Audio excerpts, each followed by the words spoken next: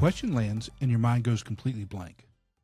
5 seconds of silence stretch out in front of the whole room. Today, I'm showing you why those 5 seconds are your secret weapon, not your worst nightmare. Welcome back to Speaking with Confidence, the podcast that helps you build the soft skills that lead to real results. Communication, storytelling, public speaking, and showing up with confidence in every conversation that counts. I'm Tim Newman, a recovering college professor turned communication coach, and I'm thrilled to guide you on a journey to becoming a powerful communicator. All right, so here's what I want you to picture. You just wrapped a great presentation.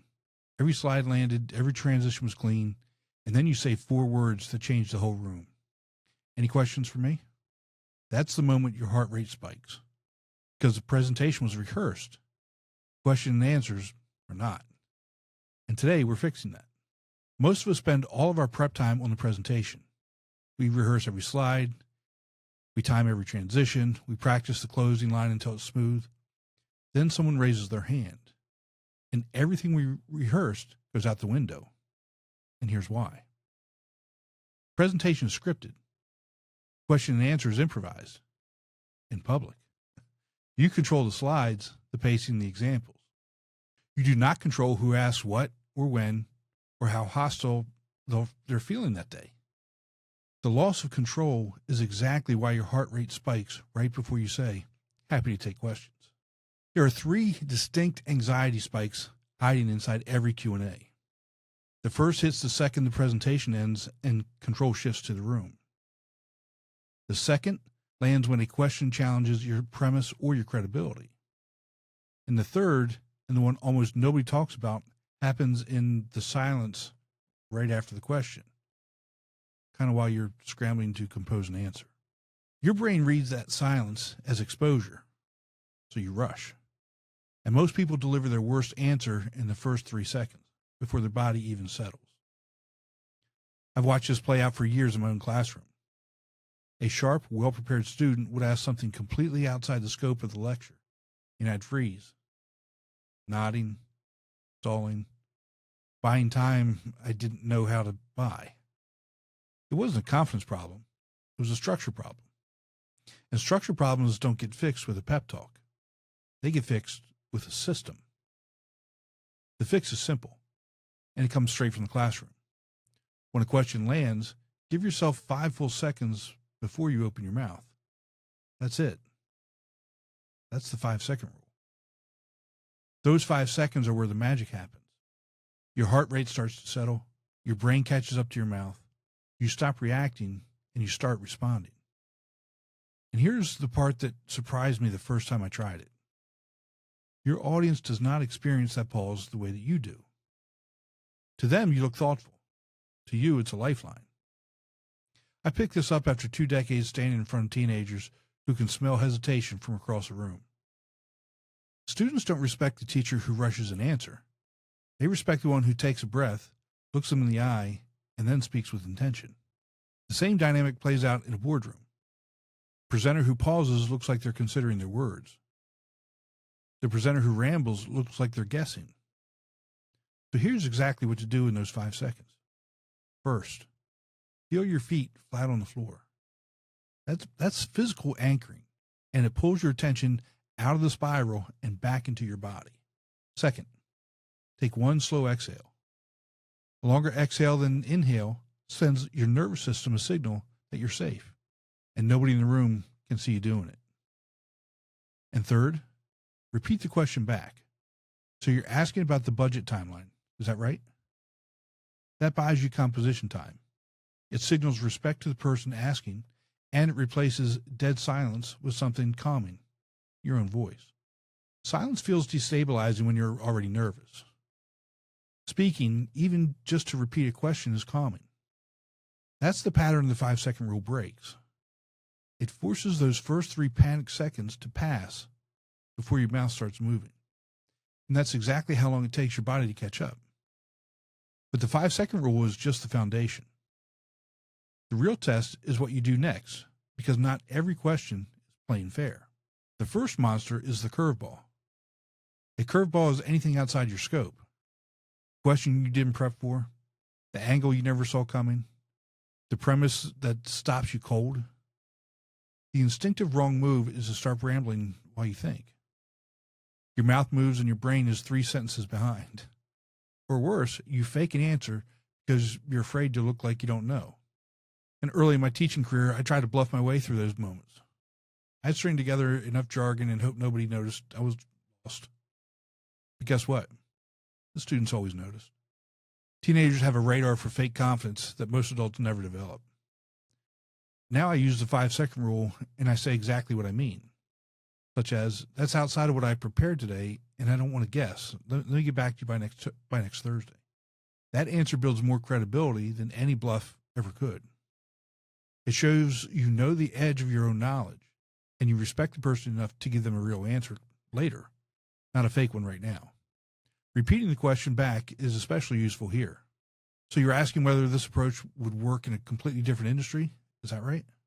Sometimes that alone clarifies the question isn't as far outside your lane as it felt. Sometimes it confirms that it really is. Either way, you've bought 5 seconds of clear thinking. And the room sees someone careful with their words, not someone panicking. A curveball is honest.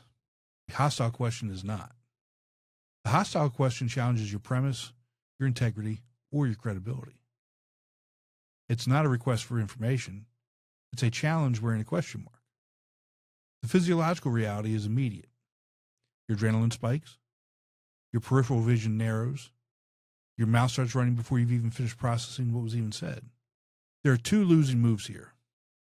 1 is to shrink away and you hand them the power. 2 is to snap back and you look emotional and they win anyway. I've watched this happen in a classroom when a student was angry about a grade and turned the question into an attack. How did you even come up with this grading route? The teacher who gets defensive loses the room. The teacher who stays calm and flat keeps the authority. The same thing happens in a boardroom when someone questions your numbers or track record. Here's how the 5-second rule handles it. You feel your feet. You exhale. You let those first 3 seconds pass. And then you respond with a shape that acknowledges the emotion without agreeing with the attack. Such as, I can see this matters to you. Here's what I can speak to. That phrase does 2 things. It validates that the issue is real to them, and it redirects the conversation back to ground you actually control. You're not dodging the question. You're choosing where you stand. Calm, flat, matter-of-fact delivery is the actual power move. It signals you're not rattled, which makes the hostility look expensive instead of cheap. The person came looking for a fight, and you responded like a wall. Walls don't fight back, and they don't lose. The third monster scares people more than hostility does. It's the silence. You finish your preparation, you open the floor, and nobody says a word. The silence stretches, you panic, you read it as rejection. So you start rambling to fill it, or you undercut your own closing with an extra explanation nobody asked for. You basically talk yourself out of looking confident. I saw this on the first day of class every single semester.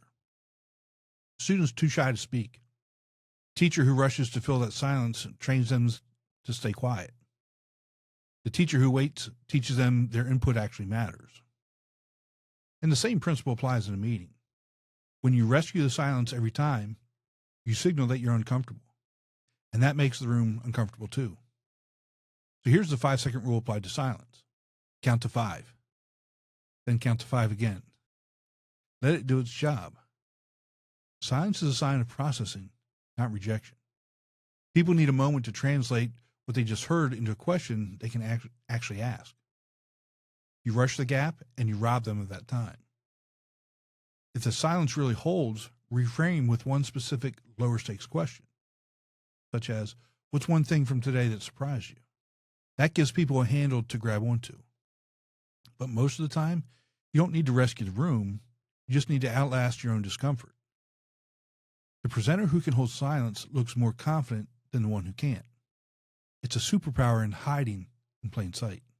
The 5-second rule is a tool for the room. One prep move makes it 10 times easier to use.